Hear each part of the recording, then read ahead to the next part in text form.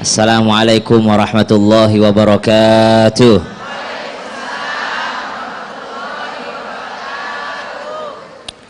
Alhamdulillah, alhamdulillah. Segala puji bagi Allah yang mengumpulkan kita kembali di sini. Bu, rame banget, masya Allah. Ada yang di luar nih.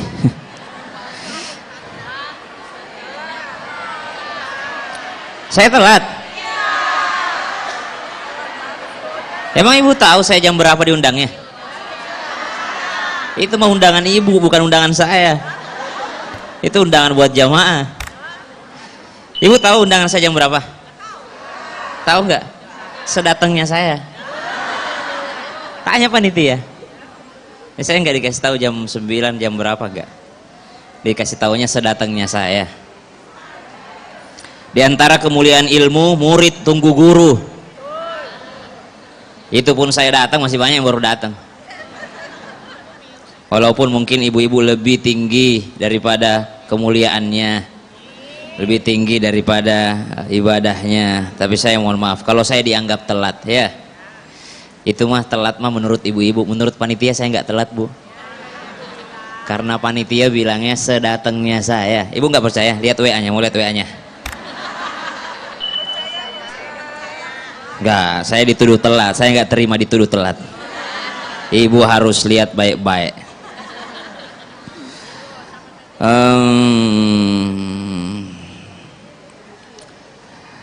Today dari Dr. Oni Lubis. Assalamualaikum warahmatullahi wabarakatuh. Beliau tanya. Waalaikumsalam warahmatullahi wabarakatuh. Ustadz, sarapan kami siapin ya. Bismillah, bertemu di Masjid Nabawi. Saya nanya, jam berapa kita mulai, Bu? Sedatengnya Ustadz. Nah.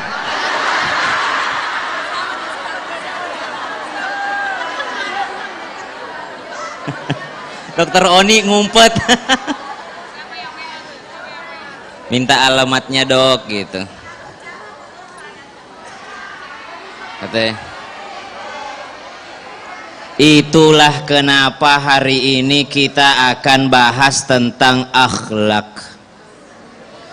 Karena sebaik-baik ibadah itu adalah akhlak.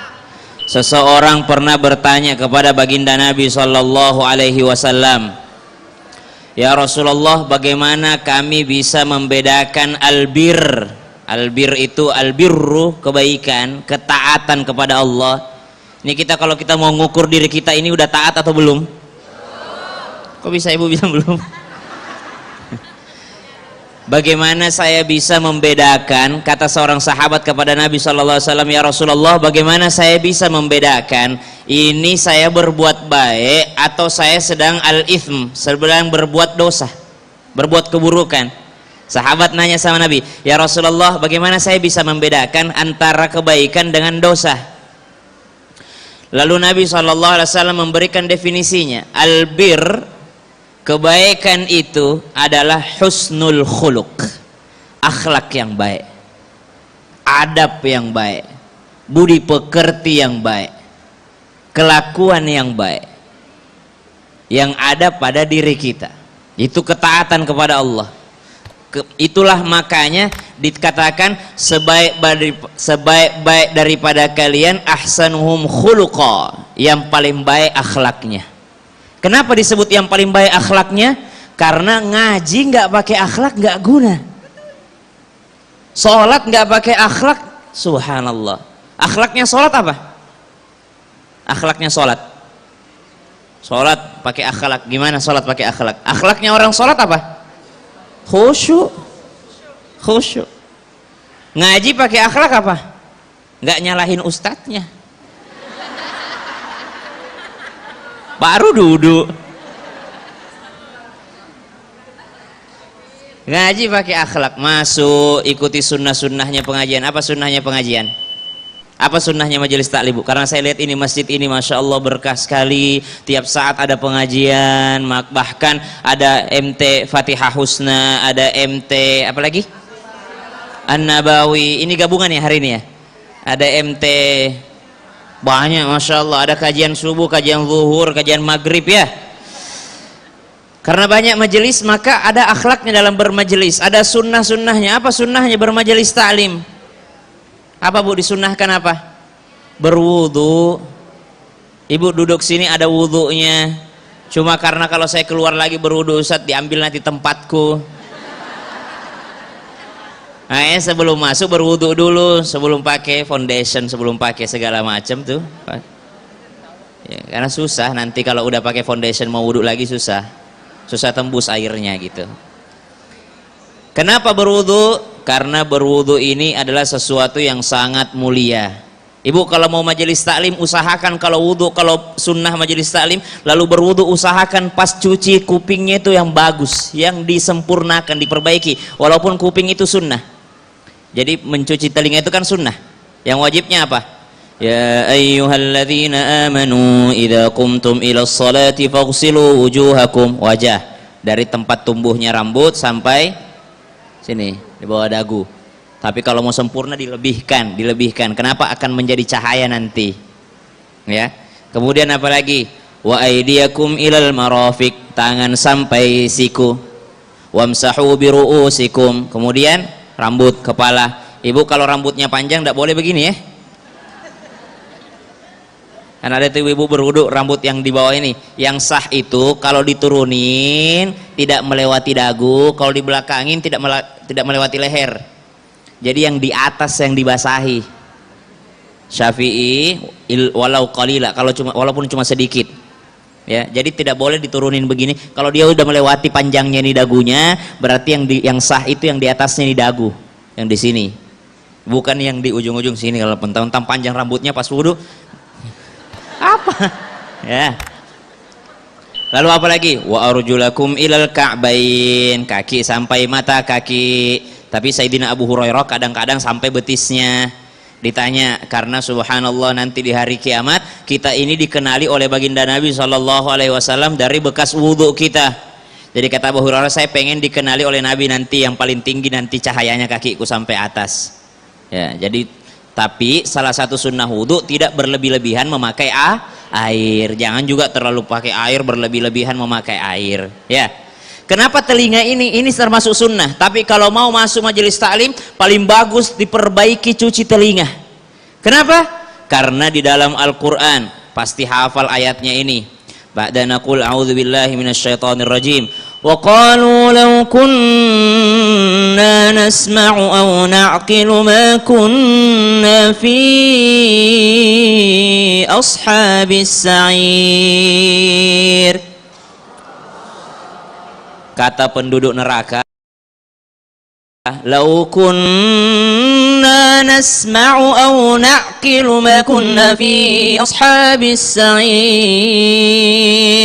Andai dahulu kami di dunia mau mendengar dan berpikir, tentu kami tidak ada di neraka sa'ir ini. Berarti inti dari kebaikan itu dari telinga. Kapan orang tidak mau mendengar kebaikan, telinganya pasti menjadi orang yang tidak baik.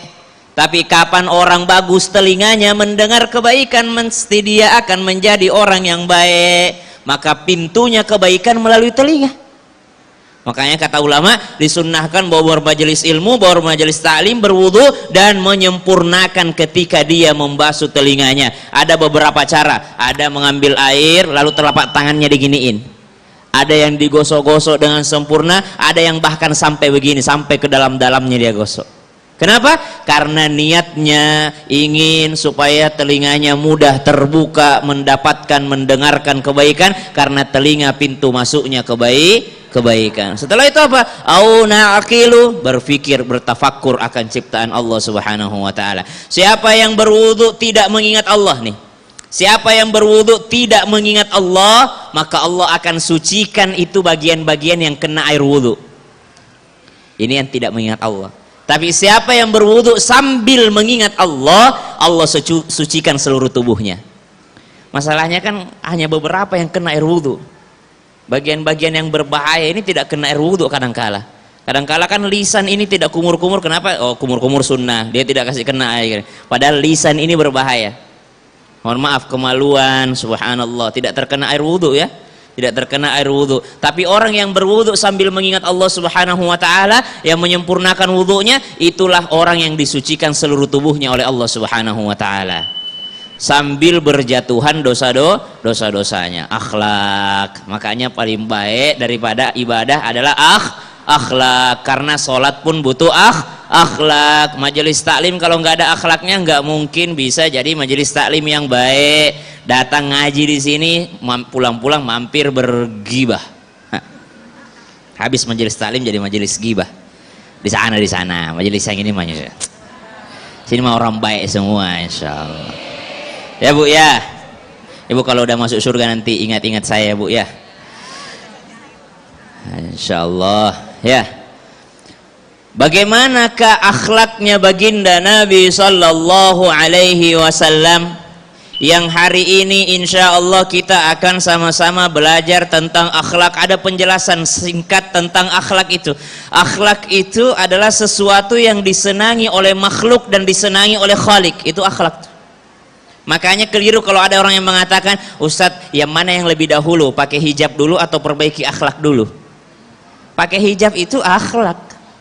Pakai hijab itu akhlak. Kenapa? Disenangi oleh sang Khalik. Berbuat budi pekerti kepada orang lain juga akhlak, disenangi oleh makhluk.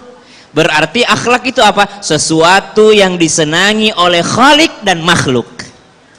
Sesuatu yang disenangi oleh Khalik dan makhluk. Kalau makhluk saja yang senang, belum akhlak namanya, baru baik aja, menurut manusia. Itulah kenapa Nabi jelaskan sesuatu yang disebut albir, ketaatan itu adalah sesuatu yang berakhlak mulia. Tapi dosa itu adalah sesuatu yang membuat jantungmu berdebar-debar dan membuat engkau malu jikalau diketahui oleh orang lain. Nah, itu disebut dosa itu kalau kita sudah malu diketahui orang lain. Namun naudzubillah, banyak sekarang sesuatu yakni dosa yang orang lain sudah tidak malu. Bahkan salah satu tanda kiamat nanti ketika, mohon maaf, ketika orang-orang bermaksiat di pinggir jalan, sampai-sampai orang yang mau lewat dikatakan minggir sedikit, kita mau lewat. Saking orang tidak malunya nanti orang bermaksiat di akhir zaman, dia katakan, awas minggir dulu, mohon maaf, jangan di sini deh, di pinggir sana deh, kita mau lewat nih. Segitunya orang bermaksiat nanti di akhir zaman ya, sehingga dosa itu sudah tidak terasa lagi. Maka kita berharap, kita di Indonesia alhamdulillah belum begitu ya, enggak begitu kan? Nah, di sosmed ya, tapi sekarang di sosmed kita aja yang pintar-pintar. Kadang-kadang kita lihat ceramah iklannya begini. Ya, subhanallah. Jadi kita kalau disebut dengan daripada umatku dimaafkan, diampuni sama Allah, illal mujahirin, kecuali orang yang menjaharkan dosanya. Apa itu menjaharkan? Mensiarkan dosanya, dikasih tahu semua orang, tidak ada malunya, itu orang tidak akan diampuni sama Allah Subhanahu wa ta'ala. Jadi jangan disiarkan. Kalau habis berbuat dosa malam hari, Allah sudah tutupi, mohon maaf, mohon ampun sama Allah, bertaubat sama Allah Subhanahu wa ta'ala. Dengan apa? Salah satunya berwudu tadi. Suatu ketika Nabi sedang berwudu. Ketika Nabi SAW berwudu, ada Zubair di sampingnya, sahabat Zubair. Orang kan kalau Nabi berwudu itu berebutan ambil bekas wudunya Nabi. Kenapa? Keluar cahaya dari air wudunya Nabi SAW. Berebutan orang ambil bekas air wudunya. Nabi berwudu, Zubair di sampingnya ngambil air bekas wudunya Nabi. Setelah Nabi SAW berwudu, ketika Nabi selesai berwudu, baca doa, asyhadu an la ilaha illallah wa asyhadu anna Muhammadar Rasulullah, ya. Asyhadu anna Muhammadan abduhu wa rasuluhu, Allahumma ja'alni minat tawwabin wa ja'alni minal mutatahhirin wa ja'alni min ibadikas shalihin. Ya, panjanglah doanya. Setelah berdoa Nabi, apa yang dilakukan Nabi? Setelah berwudu, setelah berdoa, Nabi nengok kepada Zubair. Nengok langsung. Setelah itu Nabi SAW bersama Zubair masuk ke dalam masjid. Setelah masuk ke dalam masjid, Nabi SAW panggil Zubair. Mana Zubair? Kata Zubair, saya ya Rasulullah. Kata Nabi, tadi engkau berada di sampingku ketika aku sedang berwudu, wahai Zubair. Kata Zubair, betul ya Rasulullah. Lalu setelah berwudu engkau melihatku, wahai Zubair. Iya ya Rasulullah, saya melihatmu tersenyum. Kata Nabi SAW, kenapa kau enggak nanya? Kenapa kau enggak bertanya kenapa engkau tersenyum? Kata Nabi, lalu kata Zubair, kalau begitu ya Rasulullah, aku nanya deh, kenapa kau tersenyum? Kata Nabi SAW, karena ketika aku berwudu, Jibril alaihissalam datang kepadaku, lalu Jibril alaihissalam menyampaikan, seluruh daripada umatmu yang menyempurnakan wudunya, maka dari air yang menetes dari wajahnya berjatuhan dosa-dosanya. Maka aku tersenyum. Kalau Nabi tidak jatuh-jatuh dosanya, Nabi tidak ada dosa.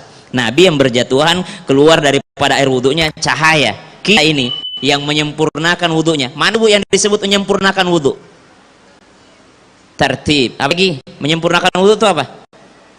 Menyempurnakan wudu itu mengamalkan sunnah wudu dan meninggalkan makruhnya wudu. Apa makruhnya wudu? Di antara makruhnya wudu, buang-buang air, terlalu besar airnya.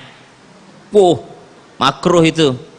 Di antara makruhnya wudu, kalau dia tidak menghadap kiblat, sunnahkan menghadap kiblat, menghadap kiblat dia. Kemudian makruhnya wudu apa? Dalam keadaan tidak pakai pakaian. Sunnahnya wudu apa? Diawali dengan siwak. Siwak. Baik laki-laki ataupun perempuan. Siwak itu menyempurnakan hafalan. Siwak itu orang sebelum sholat sunnah, 2 rakaatnya orang yang pakai siwak sebelum sholat itu lebih baik 70 kali dibandingkan orang yang tidak pakai siwak. Jadi kalau mau sholat pakai siwak itu 70 kali. 2 rakaatnya orang yang pakai siwak sebelum sholat sunnah lebih baik daripada 70 kalinya sholatnya orang yang tidak pakai siwak sebelum sholat. Nah itu di antara sunnah-sunnahnya. Nah, menyempurnakan wudhu itu mengamalkan sunnahnya, meninggalkan dimakruhkan. Apa makruhnya berwudhu? Apa makruhnya? Makruhnya wudhu ngobrol. Jadi ngobrol tidak membatalkan wudhu, tapi makruh kalau orang ngobrol ketika sedang berwudhu. Makanya kalau masuk tempat wudhu tidak usah assalamualaikum, tidak usah. Orang lagi berwudhu dia assalamualaikum. Ya subhanallah. Sampai di mana kita? Oh tadi Nabi. Nabi sallallahu alaihi wasallam ini sampai di belakang ini, masya Allah. Jamaah. Alhamdulillah. Ada yang serius, ada yang santai-santai. Semua dapat keberkahan nanti insya Allah. Dapat kebaikan ya bu ya. Kemarin pengajian juga di sini. Setiap hari. Allahu Akbar. Jauh lebih banyak ilmunya ibu daripada kami. Kami ceramah tiap hari, ibu mendengarkan tiap hari. Masya Allah luar biasa. Kami tuh kalau subuh malam baru datang materinya bu, malam. Judulnya, anak temanya. Jadi malam itu baru kami belajar untuk dibawakan subuh hari. Makanya saya itu jarang sekali ambil acara malam. Kenapa? Karena nunggu tema untuk diceramahkan subuh-subuh. Kebetulan tadi saya tidak live, makanya ini kok saya belum dipanggil-panggil ya ke sana ya. Ternyata saya disuruh datang sedatengnya aja. Jadi saya santai-santai di rumah main sama anak gitu. Karena saya kan punya keluarga juga bu. Lebih penting saya ngajar mereka. Buat apa saya perbaiki orang kalau tidak aku perbaiki keluargaku? Buat apa saya perbaiki istrinya orang kalau istriku sendiri belum mau kasih tahu? Nah. Banyak orang istrinya orang dia kasih tahu tapi istrinya sendiri dia lupa kasih tahu. Paling baik di antara kalian yang paling baik terhadap keluarganya. Kalau ibu mendapatkan senyuman saya, tidak boleh lebih banyak saya senyum kepada ibu-ibu dibandingkan kepada istri saya sendiri. Banyak orang begitu kalau sama temennya, hai Jeng, hai Cin, tapi kepada suaminya ambil sendiri Pak. Lebih banyak orang lain menikmati senyumannya dibandingkan suaminya sendiri. Padahal khairukum li ahli wa ana khairukum li ahli. Paling baik adalah yang paling baik terhadap keluarga. Kalau anaknya orang, ih masya Allah gemes. Kalau anaknya sendiri dimarahi terus, dicubit. Baru mau beli ikan cupang anaknya sudah marah-marah. Beliin aja bu, mau beli ikan, mau beli apa, mau jajan kasih dia. Kami itu sama orang tua kami, saya umur 1 sampai 7 tahun, 0 sampai 7, kami bagaikan raja. Kami bagaikan raja. Tidak ada itu bapakku, mamaku paksa aku sholat, paksa pakai peci. Waktu kecil tidak ada. Tidak ada. Tapi umur 8 sampai 14, 7 tahun kedua, kami bagaikan tawanan. Langsung masuk penjara suci, langsung modok, tidak ada istilah. Kan banyak orang waktu kecil anaknya diajari, iya anak soleha pakai jilbab. Pas balik anaknya tidak dia paksa pakai jilbab. Pas kecil anaknya dia ajar, ih cantik pakai jilbab, ih soleha, ini anak soleha ya anaknya. Ih pas balik anaknya ndak ada dia marahi. Ndak apa-apa lu Ustaz, anak udah gede gimana ya, udah tau lah dia. Lah kebalik, pas gede itulah dipaksa. Karena dia mukallaf, sudah wajib, punya kewajiban, sudah berdosa dia kalau dia melanggar aturan Allah Subhanahu wa taala. Jamaah, ketika Nabi SAW selesai berwudu, dikatakan Zubair dikatakan, "Ya Rasulullah, kalau gitu saya nanya deh, kenapa engkau habis berwudu tersenyum?" Oh, ternyata karena Jibril alaihissalam datang, berguguran dosa-dosa kita. Besoknya Zubair bin Awam radhiyallahu anhu sedang berwudu, di sampingnya ada Sayyidina Ali radhiyallahu anhu. Ya. Ketika Sayyidina Ali setelah berwudu, Zubair langsung senyum. Ali, hehe. Setelah wudu, Ali, hehe. Ali kayak ya udah. Pas masuk masjid tanya, "Mana Ali, mana Ali?" "Saya." "Kenapa Zubair? Kau tadi lihat aku setelah berwudu?" "Ya saya lihat." Terus kata Zubair, "Kenapa kau nggak nanya? Kenapa kau nggak bertanya?" "Saya tersenyum karena kemarin Rasulullah begini." "Oh gitu." Besok Ali berwudu, ada Umar di sampingnya. Habis wudu langsung, setelah berdoa langsung, Umar. Nah, apa nih orang sih? Umar radhiyallahu anhu itu, Bu, satu-satunya sahabat yang ketika berhadapan dengan Nabi tidak tunduk. Umar doang. Umar bin Khattab radhiyallahu anhu warda. Semua sahabat Nabi kalau ketemu sama Nabi tidak kuat sama cahayanya Rasulullah, semua nunduk. Itu kalau kita ketemu dengan kiai-kiai itu, kalau kita ketemu sama orang yang alim, orang yang dekat dengan Allah Subhanahu wa taala, kita begini tuh ketemu. Subhanallah, kami tuh kalau di pondok tidak pernah kami berani tatap wajahnya kiai kami tuh. Pasti kita nunduk. Itu ke orang ketemu sama baginda Nabi SAW, semua nunduk, semua tidak kuat sama cahaya Nabi, kecuali Umar bin Khattab. Kalau diajak cerita sama Nabi, ditatap Rasulullah, ditanya sama sahabat, "Kenapa kau tatap begitu?" "Karena saya tidak mau berpaling dari cahayanya Rasulullah SAW." Nabi siapa? Sayyidina Umar bin Khattab itu kalau ngumpul begini kelihatan, Bu, ketahuan. Nabi tidak usah nyari-nyari. Sayyidina Umar bin Khattab 2 meter lebih.